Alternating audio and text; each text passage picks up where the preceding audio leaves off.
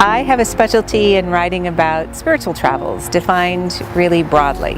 I have traveled around the world exploring holy sites and writing about them. Several years ago, I experienced a loss. My brother, 59-year-old brother, died of a heart attack suddenly, unexpectedly, the same week that my mother entered memory care at a nursing home. And it was sort of an existential 1-2 punch. And I've always looked to holy places for inspiration, especially after those losses. It got me thinking about places that have helped me really think about death and mortality.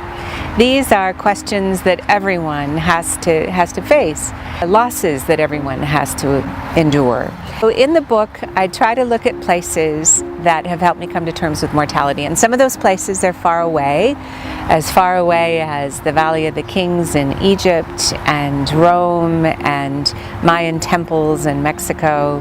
And some of the places are close to home, like the nursing home where my mother lives, graveyards, funerals, also hospice. The book is a mixture of places far away and close to home. The first thing that I tell people about my book is usually, well, it's about mortality, but it's not depressing.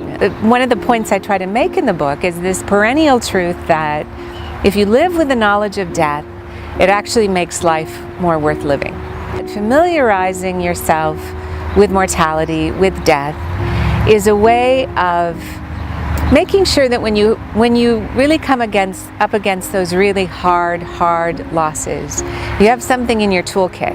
One of the things we've really lost in the modern world too is that for most of human history, people encountered death regularly. It would be in the home. It would be something that they would be practiced in how to deal with a loss, a death. We are so removed from that now. And I think as a result, when people do encounter death, it is much harder to deal with because of that. Sanitized it, removed it, allowed professionals to take it away from us. The practice that I really came to appreciate and admire is the practice of Day of the Dead in Mexican culture, and that's how the book starts. The Day of the Dead philosophy is that at one time of year, on November 1st and 2nd, the dead are invited to come back, and that people feast with them and celebrate with them and recall the things that they loved best. Really this celebration with them, and then they're bid to leave again. And I think that cyclical nature of honoring death and being comfortable with death and then getting on with the rest of your life, knowing that time will come again, is a really healthy response to mortality.